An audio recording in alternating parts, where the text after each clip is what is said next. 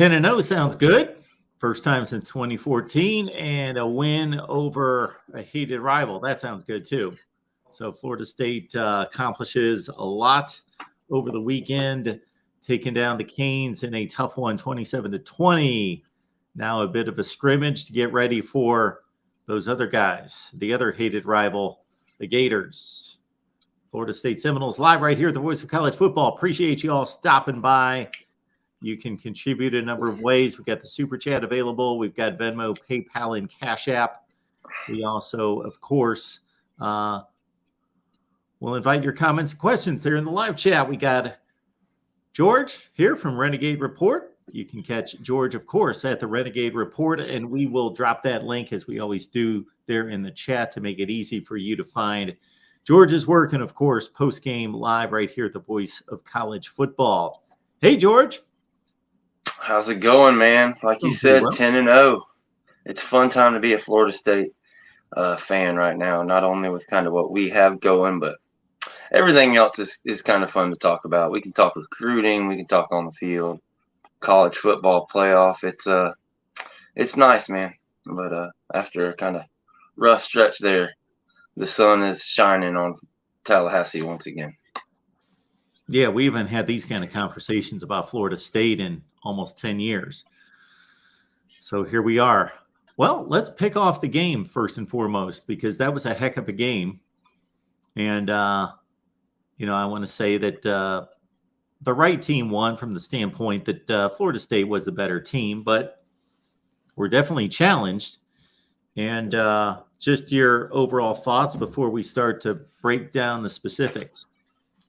Yeah, absolutely, man. Look, I've been in here. I've picked games all year. Been pretty close, been right about a lot of them. Kind of some surprising outcomes. I picked this to blow them out, and I picked like 15-17. But that did not happen. Like you said, it ended up being one of those classic Florida State-Miami battles. I think this makes the 19th, game within 8 points out of the last, 20, 25 games with Miami. So it's no surprise there. I think the biggest, just if you stand back and look at the game as a whole, I think Miami could have attacked this two different ways. They could have came in there and put it all on the line and really tried to compete and beat Florida State, or they could come in there and limit the bleeding, play not to get just absolutely destroyed like what happened last year, which you can't blame them. I think that's kind of what they did. They put the young kid in there, don't turn the ball over. But we stacked the box. They pretty much just weren't going to test that. They weren't going to throw it deep much. They really, let the game come to the young kid. And to his credit, man, he's a kid from my hometown, Emory Williams, true freshman thrown in a spot. He played a tough, gutsy performance, and he did just that. He kept them in the game and made enough plays to where it kind of came down to the fourth quarter. We go for an onside kick, miss it.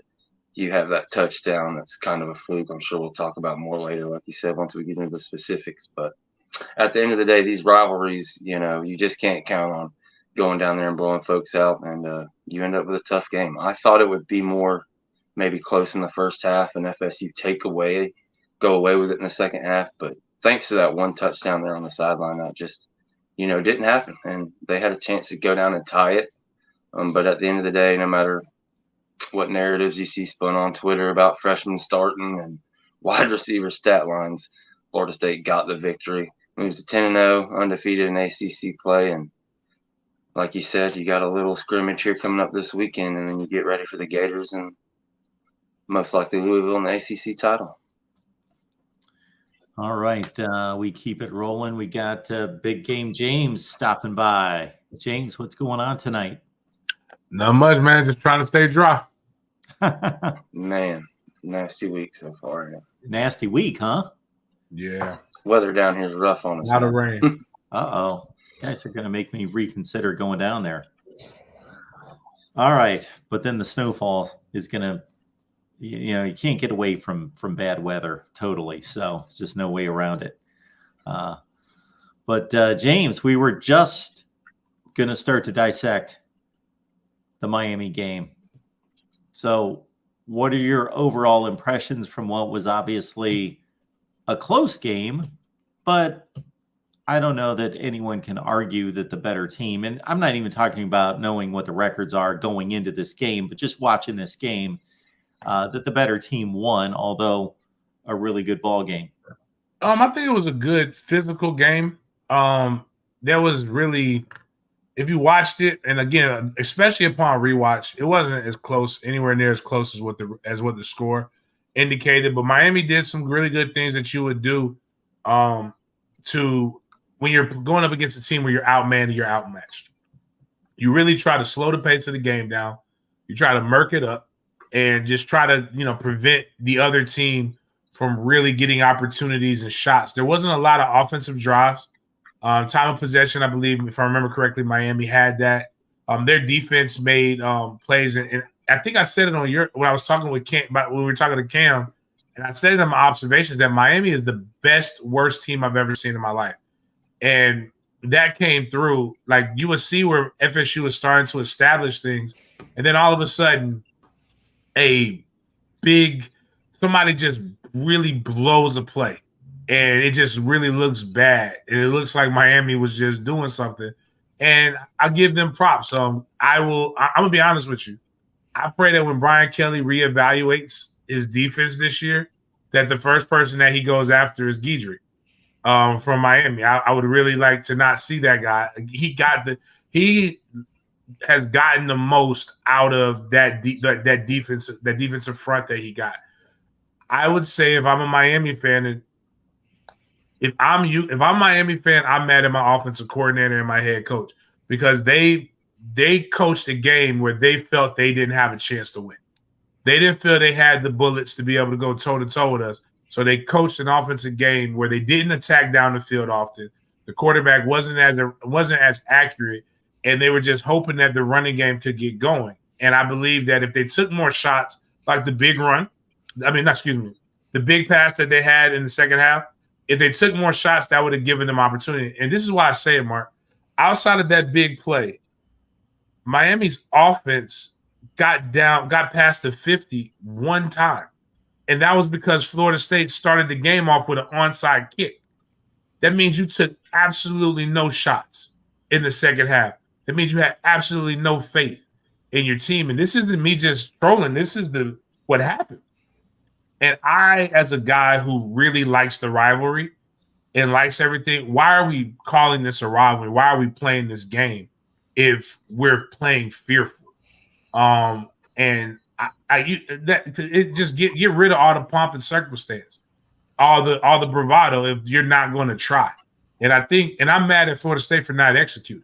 Because if Florida State would have executed, it could have been another 45-3 game. But I think that Miami played to not get beat 45-3 and to get beat by as few scores as they can. And that's why I'll start calling them moral gables, because it's moral victory to you. That was a moral victory that if they felt like they had a better chance, they would have took some shots. Now they might have got blown out, but that was my whole take on it. Just 10 for 30 in the passing game.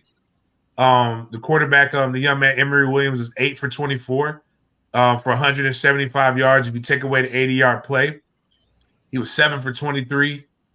Excuse me, he was 8 for 23. It'll be 7 for 22 for 95 yards if you take away the one play. And in no earth is that a good offensive day. Like, no planet, no alternative universe do we believe that. So, like, when they're saying that the referees, like, I'm like, come on, guys. That at a certain point, we have to really argue football or we're not talking about anything.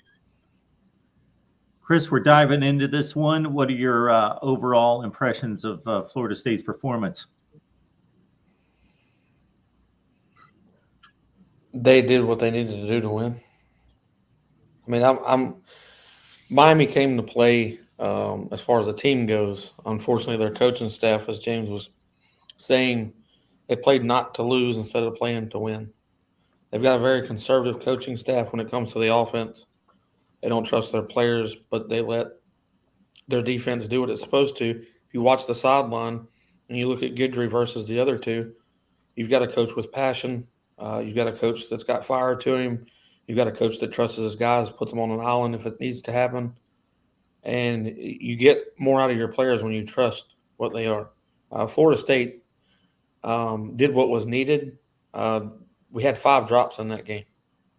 You don't have 3 of those, or you don't have 2 of those. The game changes as far as the score goes. 2 of them were for touchdowns. There was a hold that was on Keon Coleman when he went across the middle.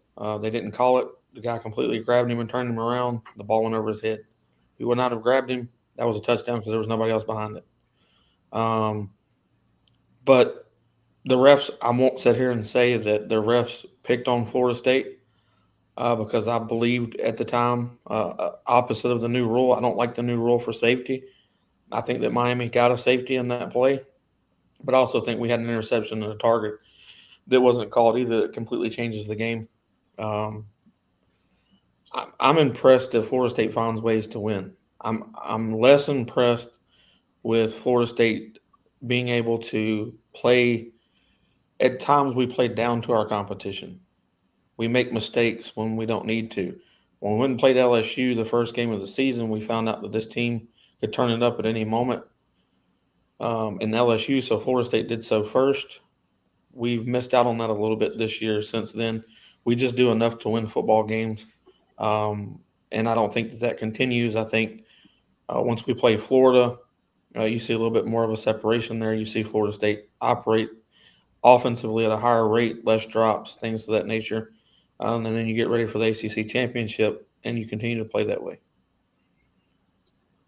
So Clemson would be the last team that would have the kind of talent that could stand on the same field with Florida State, although this Miami roster is certainly a top 15 range roster. So is Florida State playing down to its competition, or is the team just not getting better? Well, if the way that I look at it is the team make mistakes because they never fear that they're going to lose. The thing is Florida State doesn't have a consequence for messing up. It always works out for them this season. They don't have a consequence to the actions that take place when we drop a ball or turn it over, which we haven't turned over a lot. Jordan Travis has 2 interceptions for the entire season.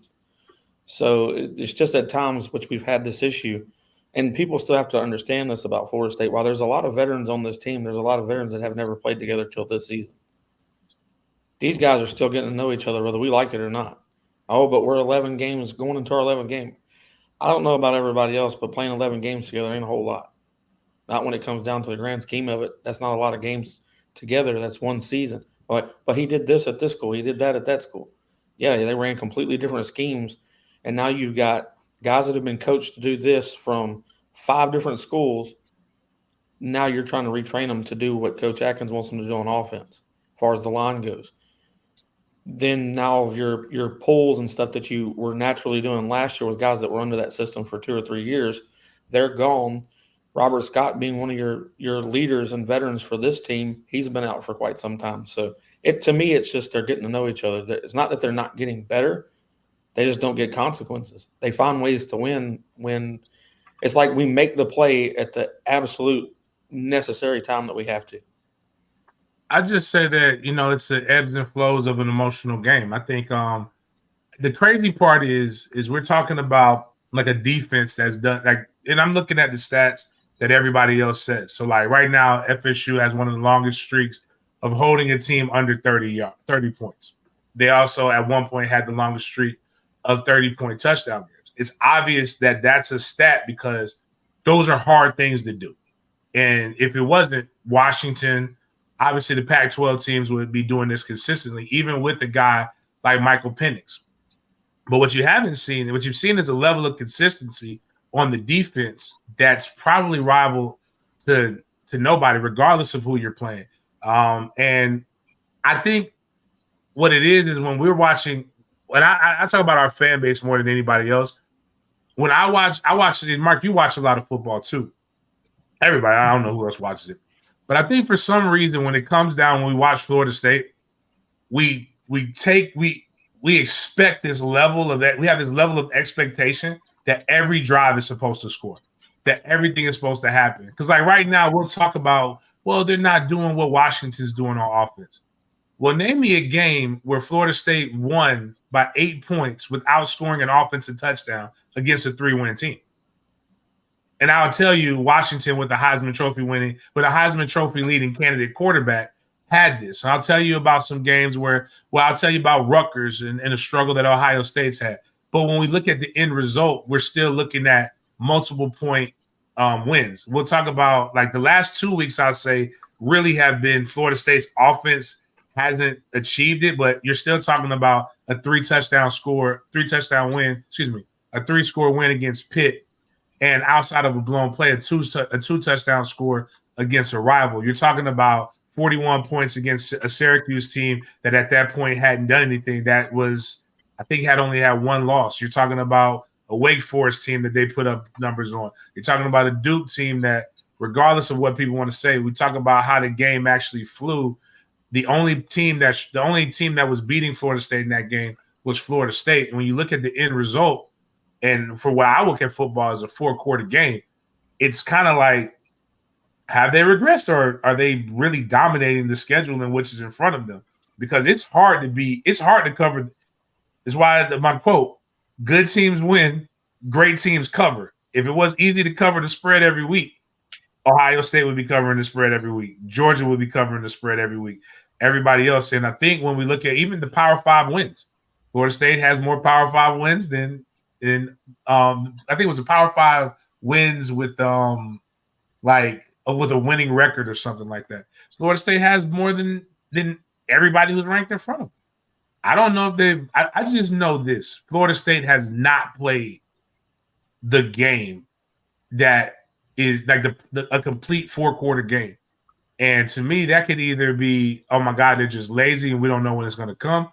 Or I would be coaching to be like, yo, whenever they decide to do this, it's going to be ugly for somebody's child in particular, possibly. So we'll see. I know this. There's only one team right now that could potentially be on the schedule. Well, technically two that I don't really want no smoke with in the first round of the playoffs. I will say, I don't. Are you seeing all that about the Florida State situation because of noise that you hear on social media disrespecting Florida State, or is it because of the playoff committee ranking? But no, I don't really care. The playoff committee, I'm gonna be honest, I'm trying to be strategic with this playoff committee ranking. There's only one ranking that matters, and that's number one. And the only reason that matters is because the number one team gets to pick if they want to be in Pasadena or if they want to be in New Orleans. The only way we're getting number one, and I'm going to be honest with you, is if Georgia loses to Alabama. Because if Georgia goes undefeated, 2-time back-to-back national champion, you're the champ until you get dethroned, in my opinion. There's nothing that we can do to prove that we can unseed them. So I'm not even going to stress myself out. But if that happens, I don't want to be 4. I want to be 2 or 3, and I know Ohio State and Michigan have to play each other. So they're going to take care of that for us. I just want to be in the show. That's it. Now, if we get number one because Alabama upsets Georgia and we beat Louisville pretty impressively in the ACC championship, I know what that means. That means we got to play Alabama. And I learned my lesson about 5-6 years ago about talking trash about Alabama. I'm not talking trash about Alabama anymore. I learned, but it's really more so just about the naysayers and the noise that's said by everybody else. And I'm not really overly concerned about them. It bothers me that our fan base actually listens to other people that don't really know ball. Because I'm like, oh, well, y'all barely beat Duke by covering the spread. We barely, that's not barely beating somebody is not what it was. We beat the only teams we barely beat were Miami and Boston College. And Clemson. Well, Clemson, we weren't favored. Well, but it's a team you barely beat. Yeah, the game. But we won it. I mean, we beat them. You're right. I'll give that too. But even then, but we've been talking about this since the beginning of time, right? We all said our schedule is in September. And people were expecting Florida State to come out 2-2 in September potentially, to where that's the only thing I don't like is how the narratives are changing. We went from Florida State's going to be 2-2 to Florida State goes undefeated in September. Well, that LSU team isn't any good, even though they have one of the most prolific offenses that we'll probably remember. Putting up 701 American football yards is a lot on one team. And then Clemson, I will say Clemson is down, but Clemson's Clemson until we dethroned them. So, yeah. The only thing I'll say about that, and then I'll let George and Chris cut loose, is that I hear this from every fan base. So I do hear all the other fan bases that are rivals of whatever fan base we're talking about, whatever team we're talking about, if it's Ohio State, if it's Michigan, talking about the playoff contenders, Alabama, Georgia, etc., Washington, Oregon. When those teams are brought up, everybody else seems to be saying, who did you play? We're not impressed. I hear that about everybody. I think that's only an argument now because people have used it. And it's a dumb argument. Like, I just think you play to what your schedule is. And I think it comes down to my bad, George. It's an elitist mindset. Yeah. It's a mindset that everybody in the SEC is just means more, just a better overall conference when this year it's not. And then the Big Ten, Penn State, Ohio State, and Michigan are. But when you look on the other side where Iowa's at, I think it's Iowa, and then what everybody else, the next best team has 5 wins. Like this might be the most paired. This year might be the most like close year that we've seen in college football in some time, and a lot of the age-old arguments are ridiculous at this point. Like you look at what the people have. Like, I think Washington has done. I would be a hater if I said Washington hasn't beaten anybody. I'm just saying, if you're going to judge people, we have to judge them consistently. I think that's the biggest point. Yeah, I think the biggest thing, and you talked about it a minute ago with the schedule. Florida State came out with, kind of how all these other teams, Georgia, Ohio State, Michigan, Penn State, all these teams, all their games are at the end of November. And kind of like that's what you find out what they're all about. Florida State came out the gate with LSU, Clemson, a Boston College team that at the time looked like, they're going to be a 2 or 3 win team at the end of the year. Oh, well, now, they're already about a bowl team. They've got a great quarterback that puts up all this great offense. And so you look at the numbers, all the different stats, advanced metrics that people use. At the end of the month, Florida State's defense is 100 this in total yards, 60, 70 in advanced this. And that's just because we played all our best offenses, not all of our best offenses, but we just came out the gate strong with these tough games. And I think you've seen as the years go along, so kind of like we've talked about, all those defensive metrics now, when you turn back and look, they're all top 30, a lot of top 10s, top 5s. James hit on it. We've got 5 wins over teams that are 6-4 or 5, 6-4 better winning teams out there. More than all the other teams we're up against. The narrative, what's just so damning is you have the out of conference play, and everybody in the country was settled that it's like Pac-12 is probably the best conference. The SEC is down, down, down. Man, the ACC all of a sudden looks strong. The Big Ten, of course, the one division is unreal as usual, and it's like nothing has happened since then, but a bunch of SEC teams have beat on each other. A bunch of ACC teams have beat on each other, vice versa, et cetera, et cetera. And now all the same old bias from the past 10, 15, 20 years has crept back up. And it's, SEC gets value for this, ACC gets value for that. But at the end of the day, good ball gets played everywhere in the nation. It's a lot of parity thanks to the transfer portal, but then again, not. You have the top 10 guys, probably the top 8 that literally you can sit here and talk about could possibly make the playoff and win the thing. Florida State, Oregon, Alabama, Georgia, Ohio State, Michigan, like all those teams you could see going in there and doing it. And Florida State, they've got everything you need. They're right there, in position to make a run at the playoff just as much as anybody else. And I guess I kind of got off in left field. James, I think, hit all the points. But yeah, we're right there. We're ready to roll. I don't have much to say on this one. Same narrative, different day. SEC biasism is always going to be here. Alabama could have 2 losses, and they're going to try to find a way to get them in. Period. Well, to me, when it comes to conference rankings and trying to determine which conference is the best and how they rank, once they start playing their own teams within a conference, it's difficult, I'll say, to rank the conferences because they all play each other. They're all going 500. I know that for sure.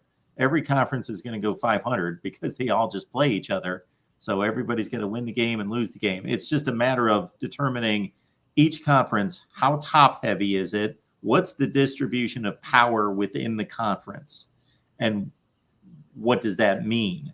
And then determining these out of conference games that are mostly played in September, who won those games and did they matter?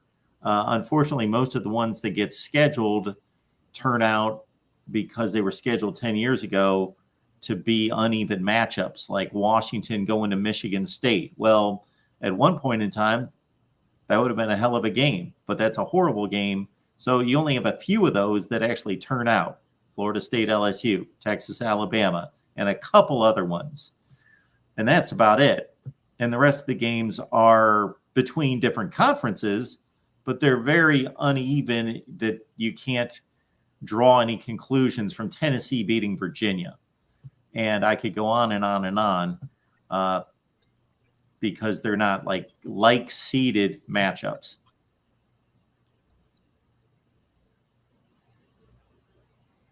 Yeah, there's no doubt, but Florida State still held LSU to their lowest total of the year. And it's like you watch the broadcast and they say, oh, LSU, boy, they're getting their greatest test of the year. They've seen nothing like this Bama defense. It's like, I don't know what Bama you've been watching all year, but it's like all of a sudden Bama plays some terrible defenses. And it's like the whole narrative is, and like James said, it can come back to bite you because Bama can be as good and turn out at the end of the year to be the best team in the nation. But at the end of the day, we saw FSU play that LSU offense, and they played them better. I mean, and Jaden Daniels went down and missed how much of the fourth quarter? A tie? How's that? Hold them to 24, right? No. Florida State held them to 24. I think they got 28 on Alabama, and that was without Jaden Daniels for the fourth quarter. Plus, I mean, and really, Florida State held them to 17. They scored a garbage time touchdown with like a minute and 15 seconds left. So, I mean, it wasn't crazy difference, but at the end of the day, it's like they get, the whole world. It's like, it's just the inherent bias that exists. It's, a bunch of PR done from SEC commissioners that the ACC hasn't done. And that's part of the reason you want to get out. This is the reason why I hate this conversation. Everything about it is all that I consider and talk all the crap about Alabama, Ohio State, Georgia that I want to. It's not going to change the narrative of anyone's minds of those that are in those teams or those conferences. I believe that Florida State fans are the only fan base, and I could be wrong, but what I know, we are the only fan base that hates our conference. We don't care if anyone else in our conference does well. We don't want you to do well. But I see even when it's Auburn, Alabama, I'll watch Auburn SEC. They'll say it over and over again, and they'll continue to write it.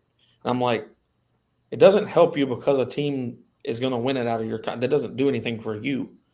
Yes, it does. It makes your school more money. You're going to be televised more because everyone thinks that conference is now the best because that's the team that won it 4 years in a row. The evening out of all of this is Florida State had an ugly win against Boston College. I'm not ever going to call the win against Clemson ugly because that team does not lose at home. But Alabama had one of the ugliest losses of the century against USF. But nobody wants to talk about that one no more. Look at Milroe on a roll. LSU was a great team until they lost to us. They were a top 5 preseason team. They lose to us. They're garbage. Anytime an ACC team beats an SEC team, there's always, they're not as good as we thought they were. That's the narrative that gets put out on ESPN anyway. I don't get much disrespect from the Big Ten. Like, I don't see them hyping up their conference or them hyping up that their conference is better top to bottom. But the Big Ten, the Pac-12, the Big 12, the ACC constantly hears the best conference is the SEC, regardless of what that record looks like on the outer conference games every year. You go back throughout history and you look at Florida State against the SEC, we're one of the only schools that have a winning record against them. Then you look at Clemson over the last 7 years. They have a winning record against the SEC. But everybody I see more fans saying I want Georgia and Alabama in. So everybody else is just bad? Well, there's no question that the SEC has been the best conference. And I say that from a position of knowledge, facts, information, because I certainly have no motivation to say that. I'm not talking about this year. I'm talking about the last 10 years, the last 15 years. The best teams have won the most championships, and even beyond that, not just talking about the best team, whoever that is, Alabama or Georgia and LSU at times. I'm talking about they've played the best competition and they've won the most non-conference games against good competition. You could roll out the numbers both during postseason play and the non-conference schedule. And then also there's, the supporting, whether you want to throw this out, meaning get rid of it because it doesn't matter on the field, or use it to support the argument. You've got the most NFL draft selections from the SEC. You get the most first-round selections from the SEC, and this is every year. And you've got the best recruiting rankings. So basically, and who's second? Draft has proven the NFL draft basically 3 to 4 years later proves and backs up the recruiting rankings. But all that stuff you can say about the ACC is second, and they don't get that respect. They get the respect to the 4th or 5th. I think everything you just said, draft picks, national championships, all the things you just named, quarterbacks, more players than the ACC does. I think the Big Ten, but it's shady. It's close, second and third, through the years. Maybe right now, the past 3 or 4 years, but the whole Jimbo era, up until the 20s, it was the ACC and the SEC and the Big Ten, going back and forth year and year. I think a lot of that stuff is cyclical, though. Anyway, Mark. So the reality is, if you take the last 10 years, or if you go back 20, you go back 30, it depends on which one you want to look at. But the thing is this: the SEC has had the best team. Obviously, they won a national championship. About that. But if you think that there's after you go past the 3rd or 4th team in the SEC, I would even actually we don't even have to use this year. We could use last year. Let's go Alabama, Georgia. We already know the 3rd best team in the SEC, which technically played in the conference championship, wasn't better than the 2nd best team in the ACC, or the 3rd best team in the ACC, depending on how you want to argue, because Florida State did not play in the conference championship.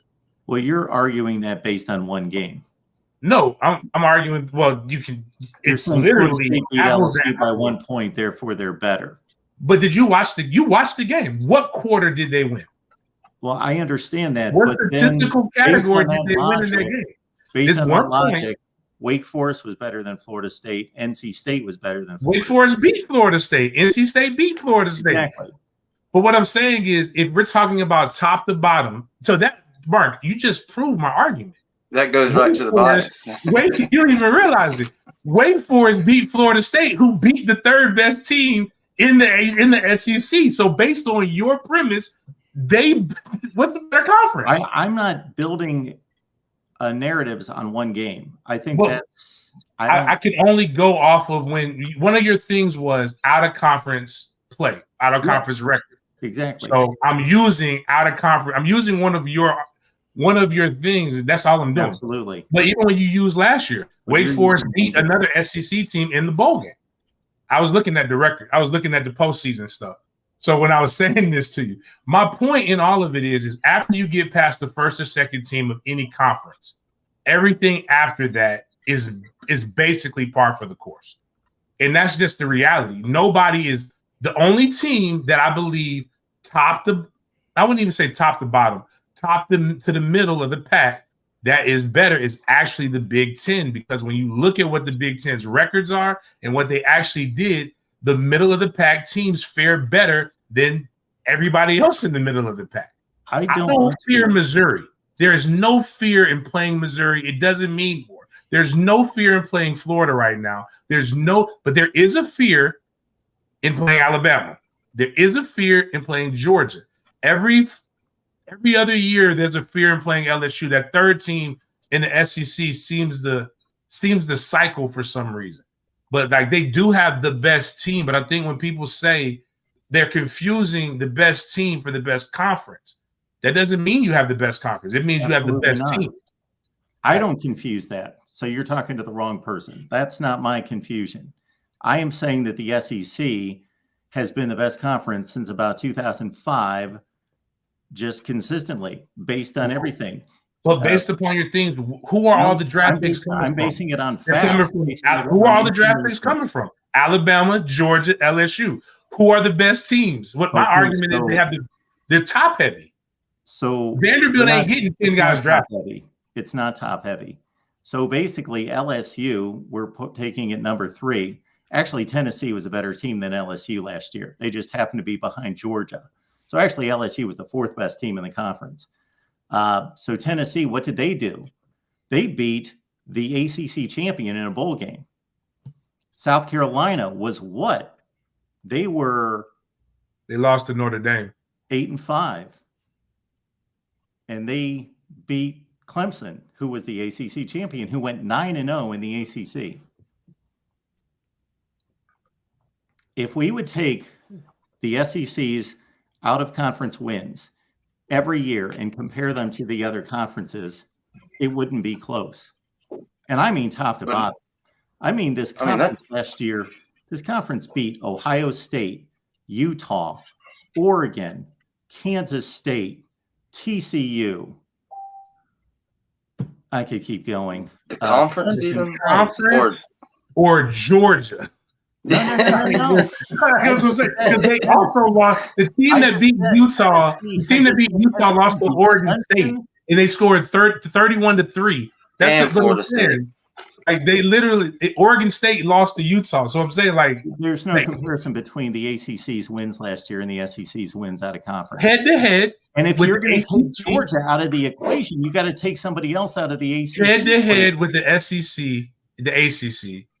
What was the record? I could add it up if you wanted me to sit here and go through it. But I'm just the thing. The reality is, the ACC, like just from that. But again, even in that, just going to the things, the draft picks. I talk like they're not. They're coming from which the best teams get the most people drafted. Of course, that's in every conference. It's not how many people got drafted. Like it's not everybody's not coming. South Carolina ain't even getting people drafted like that.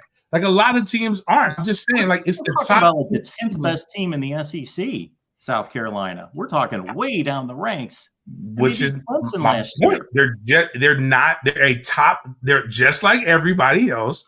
They're a top. The 10th ACC team is a bowl team, though. That's the thing. The 10th and 11th ACC teams will be playing in a bowl. I think the reality is this: is that we will talk about this. The top teams. Clemson was the ACC champion. They did lose. They did lose it too, huh? They lost to Tennessee in the bowl game. They did lose to and they lost to South Carolina toward the end of the season. Regardless, that's bad. But the biggest thing in all of this is that the top teams get draft. When you talk about the draft picks, top teams get draft picks. Period. That's how it works. This year, right now, based on how that logic, the next 2 years, Florida State will probably have more, just like Ohio State has had a bunch of people drafted.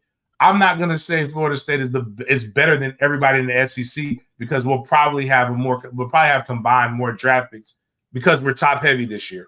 We have a lot of seniors than everybody else. Like it's a thing. It's cyclical. I don't think that the SEC it means more like what everybody believes. Yeah, look, I'll say this, and I'll concede your point. Okay, so over the past 20, 25 years, overall, if you added it up, if you had to pick a winner, you could put SEC because they've had the best one or two teams just about every year, and that's totally fine. But what we're trying to tell you, and what our argument is, and when you get at the whole SEC, it just means more. Is it's like year in year out, Florida State has a chance, Clemson has a chance to be good. But when you talk about those good teams, those top teams, Georgia, Bama, Florida State, Clemson, and the schedule that they have to face, acting as if an SEC East schedule this year is some juggernaut versus what a Florida State played, it's crazy. And that bias comes from Georgia and Bama being so good, it bleeds down to South Carolina and Kentucky and Missouri, and these wins looking great when they're not that much better. It's like people give more respect to you beating South Carolina or Arkansas than Florida State beating a Boston College, who has a phenom out there at quarterback and it's a bowl team. Yeah, and that's what we fight every day. I'm not saying you're saying that. I'm just saying that's where it means more. I'm not talking about it's people that you would not say. People high up in the media that make a lot more money than any of us sitting here that say that stuff. Just for my point, Alabama and Georgia had 10 draft picks last year. So what I'm saying, top heavy, right?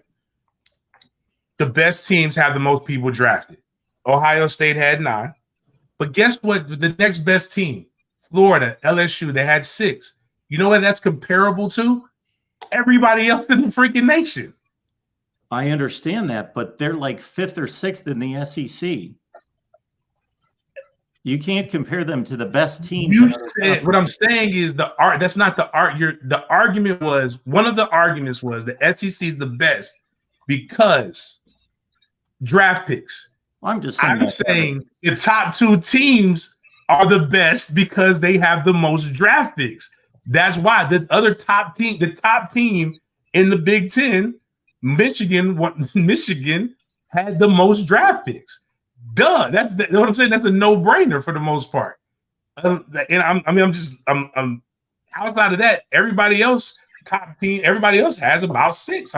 I'm not saying it's really that the SEC has had the best team consistently, not the best teams. Like top to bottom, they're no different than everybody else. That's just I disagree, but I only use comparable data based upon what your argument was.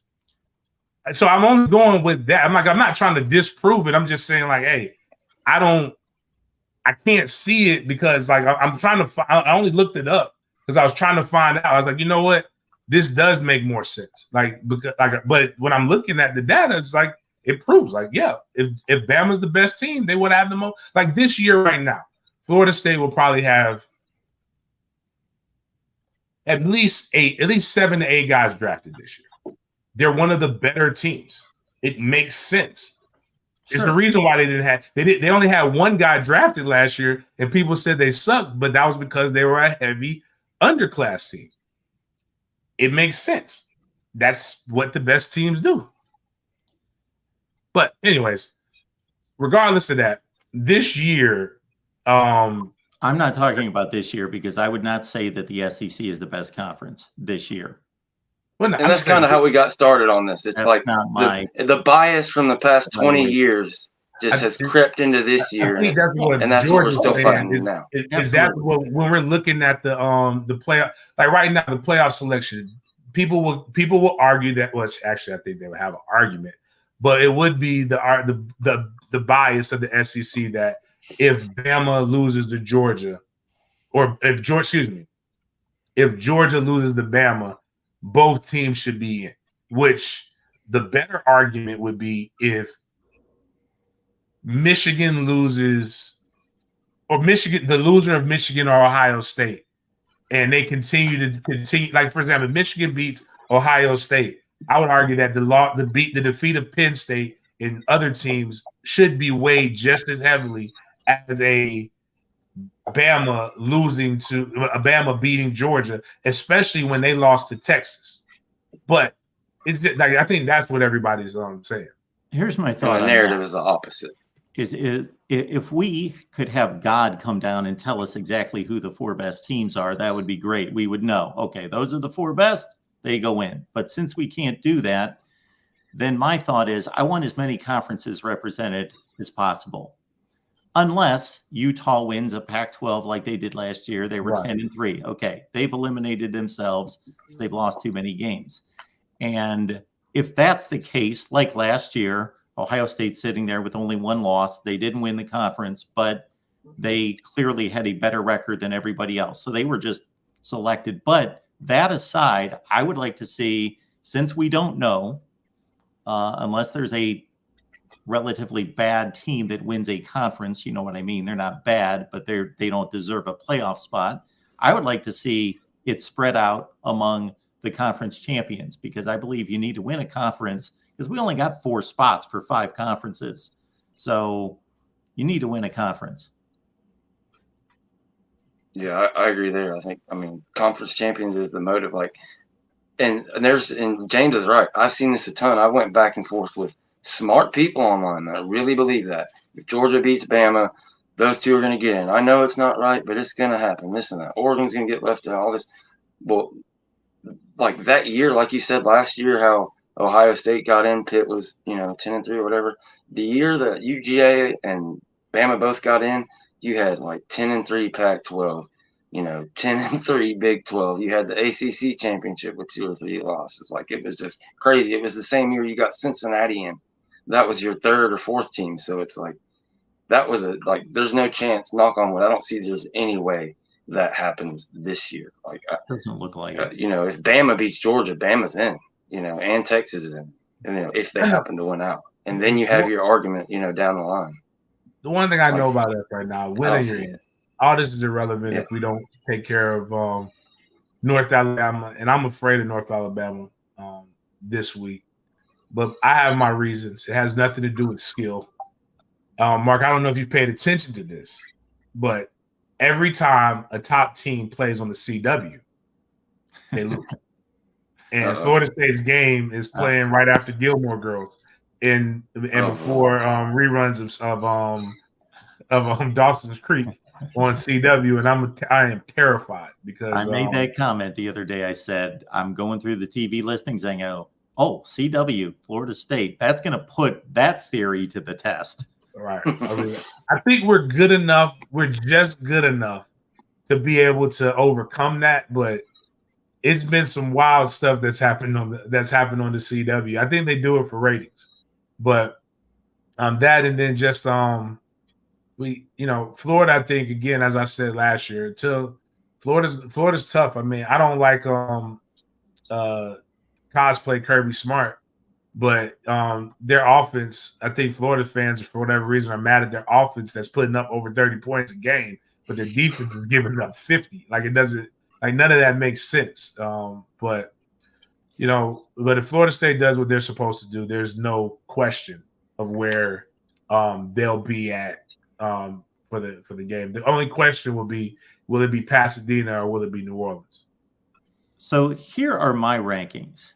And then I want you guys to tell me where you would have Florida State ranked. I've got Georgia number 1, Ohio State 2, Florida State 3, Michigan 4, Washington 5. Those are the undefeateds. And I don't base this on who I think is the best. It's not like I think Georgia's the best, so I'm putting them number 1. I think they're second best. I do my best to try to rid myself of the bias and just look at the resume. And part of that resume is how well you won the games, not just that you did win the games, but the performance, the level of dominance. And that's my ranking. So Florida State's at 4 in the official rankings. Where would each of you have Florida State ranked? Who wants to start it off? Look, I'll start it off. I like your poll. It's hard when you look at it. If you go on the eye test, you want to put UGA 1, Michigan 2, Florida State 3, Ohio State 4 is how I look at it. But under your, parameters, I'd probably have to go number 1, Ohio State, and you have to have a serious consideration for FSU 2, and then UGA and Michigan. Just going purely on resume, in my opinion. Well, you don't need to use I'm just asking where you would rank, just based on your own criteria. Yeah. I think, 3 or 4 is totally fine for what Florida State's been at. I don't think there's anything wrong with that. I would probably have an argument if they dropped us to 5, but at the end of the day, you've got 5 conferences, 5 undefeated teams. You've got a Big 12 as a 1 loss, but 5 undefeated teams that are all at the top of their conference. Ohio State and Michigan played last week. I don't think anybody could really be too upset about any way you want to place those 5th. It's just a argument about resume and bias that you could go on. But, as to your way, I like, Ohio State has proven it. They've got the victories out there. But with UGA picking up the Ole Miss, and they're starting to put one together too. It's harder and harder to turn them down. What UGA and Michigan look like, they look the part. They go out there and they're blowing people off the ball on the field. It's just a shame we have to wait till the last week to see that matchup. But yeah, I'd have Florida State 3 or 4.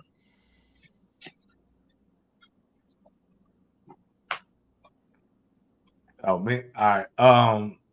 Georgia. Oh, On to me. I guess it's up to you, Chris. You had Ohio State 1, so I'm going to do it this way. Not I you. don't have Not them you. 1. Yeah, not you. Okay. Mine would be Georgia, Ohio State, Florida State, no Michigan, Washington. I do not believe Michigan has a better resume than Washington right now. Nowhere. It's just Fair. I don't. Fair argument for sure. Dang it, that's what I was going. That's actually exactly where I was. Try to going. give you the opportunity to go first. Yeah. It's really. Out I believe rankings should be, even the college football playoff should be based upon if the season was going to end today. And one of the people who I think do it the best is technically he's stealing, but he still does it. Bud Elliott does the Las Vegas odds of who's going to make the college football playoff, and he just posted. It's not his writing; it's just literally this is what Vegas says. Even though Vegas, I believe, has Michigan with higher odds than Ohio State, I would just say Ohio State, based upon who they beat, I feel will win that game. So that's why I would put them there, and I think that will put Michigan outside of the top 4 in Washington, because I don't think they'll beat. I think they're going to go undefeated based upon they've already beat Oregon, and that's what I think they'll see I believe that's what they'll see in the Pac-12 championship. So I think, and I'm going to make them 4 because I don't want to see Georgia right now. So I'm going to make Georgia play, because it's my poll. I would make Georgia play Washington and Florida State line up and play Ohio State. And I think that'd be good. Okay. Very good. Yeah, I admittedly may have some bias against Washington, them being all the way out there out west. It's like, no matter what they do, I guess that's something I have to improve myself on. I just don't believe it. I don't believe the defense is going to stop one of these offenses out here. But we will find out. All right, Chris Frazier, Spear Addicts. Chris, we'll start with you in regards to what you've got going on. Of course, Monday and Thursday live. Other than that, who do I got coming on? I don't even remember who I all got coming on, so I don't want to mess that up. But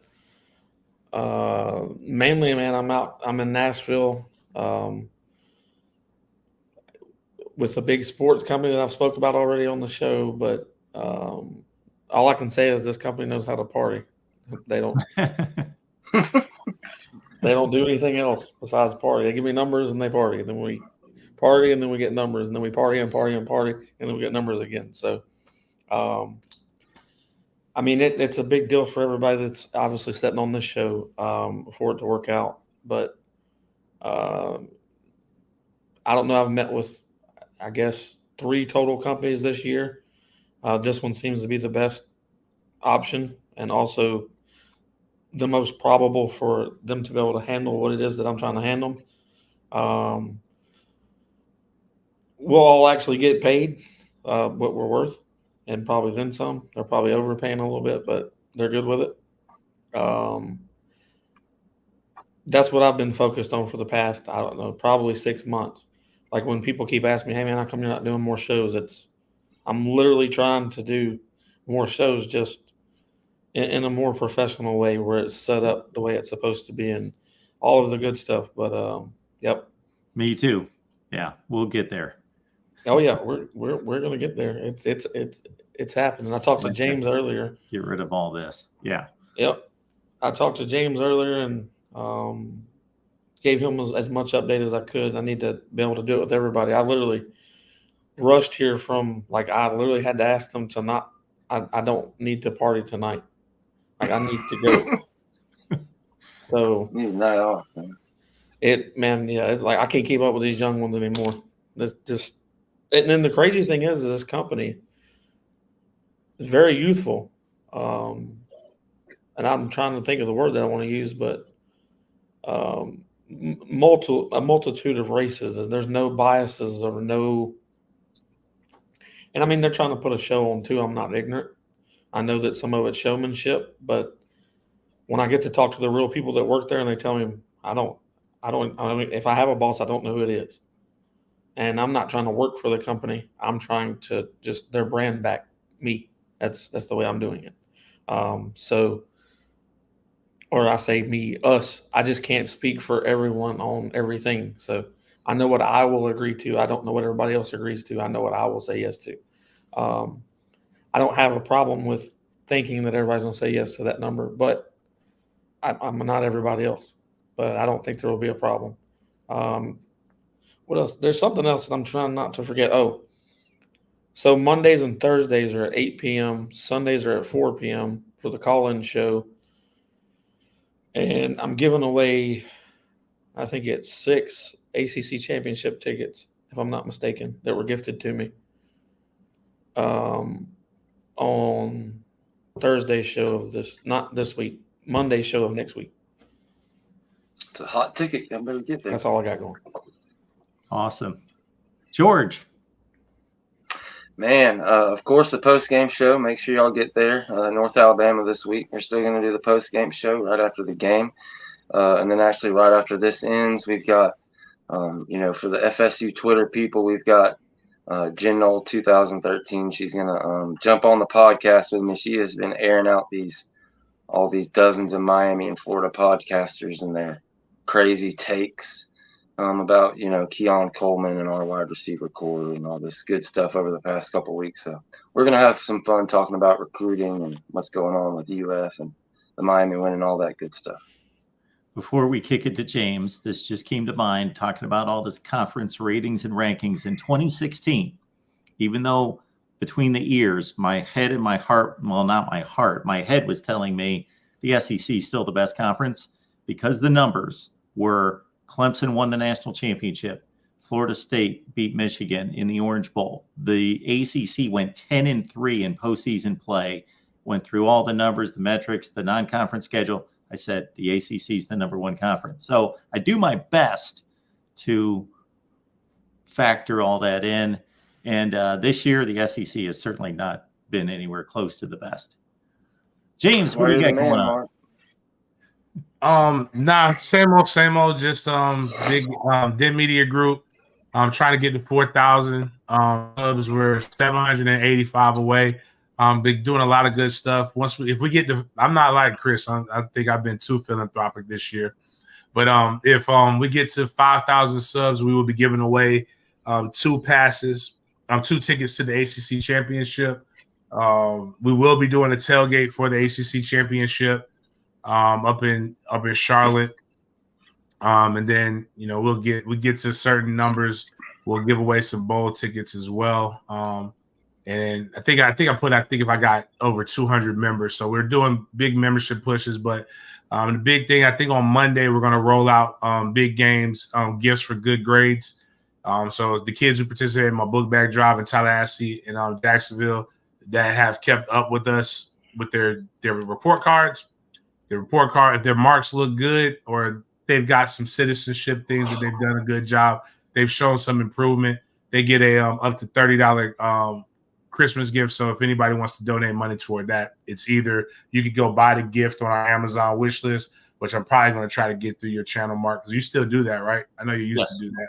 Yep. So we'll try to see how we can, everybody help each other out on that one. Or you could just donate not 300 if you want to, or you could donate $30. And then what we will do is we will purchase the gifts in bulk through Amazon, ship them, wrap them up, and then we take them to their school so they can get a gift and kind of get to say, look at what doing the right thing does, and encourages people. It's one of my favorite things to do. to give kids their stuff. I'm looking at George's page right now. 453 subs, people. That's not right. Let's get that up there.